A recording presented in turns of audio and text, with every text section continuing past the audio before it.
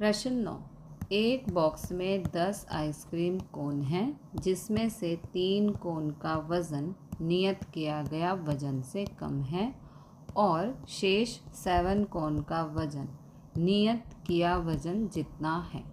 इस बॉक्स में से एक के बाद एक ऐसे 2 कोन पुरवणी सहित यादृच्छिक रीति से पसंद किया जाता है। चयन किया गया दोनों कोन नियत वजन से कम वजन वाले होने की संभावना ज्ञात कीजिए। ओके, तो 10 आइसक्रीम कोन में से यादृच्छिक रूप से पूर्ति सहित एक के पश्चात एक ऐसे 2 कोन का चुनाव के प्रकार कुल 10 में से एक, 10 में से एक, क्योंकि इसने कहा है एक के पश्चात एक, यानी कि 1 बाय 1 हमको लेना है और इसीलिए यहाँ पर गुणा का निशान है। तो 10 में से एक 10, 10 में से एक 10, 10 गुणा 10 हो गया 100 = n। ओके, इन समग्र चुनाव के प्रकार परस्पर निवारक एवं समसंभावी कहेंगे।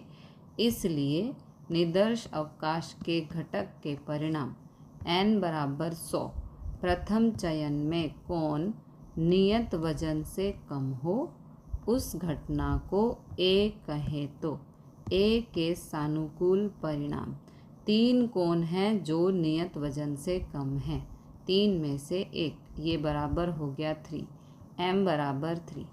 तो P of A = m/n, m है 3, n है 10, यहाँ से 10। ओके, तो ये हो गया 3/10।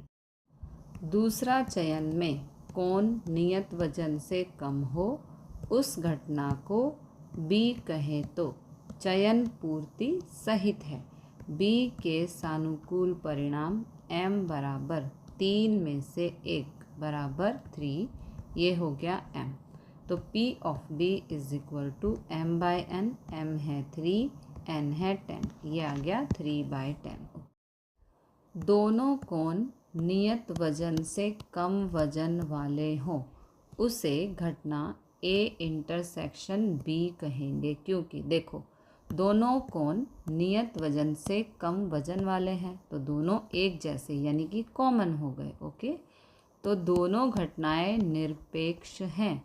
निरपेक्ष घटना की परिभाषा के अनुसार P of A intersection B = intersection है तो यहाँ गुणा का निशान आएगा। ये है P of A 3/10, P of B 3/10, 3 × 9, 10 × 100।